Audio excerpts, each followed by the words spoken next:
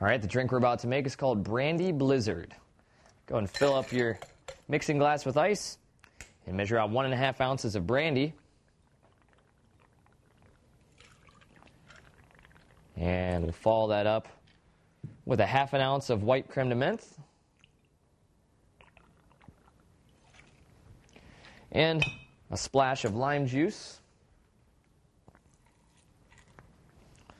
Go ahead and shake up what we have so far. Just enough to mix it. And pour into a glass. And we're going to top that off with ginger ale. And we did that at the end just because if we were to shake that drink with the ginger ale in there, you'd have a brandy blizzard all over your bar. Okay, add a straw. And you can garnish it with a lime if you need to, or just take it as is. Bottoms up.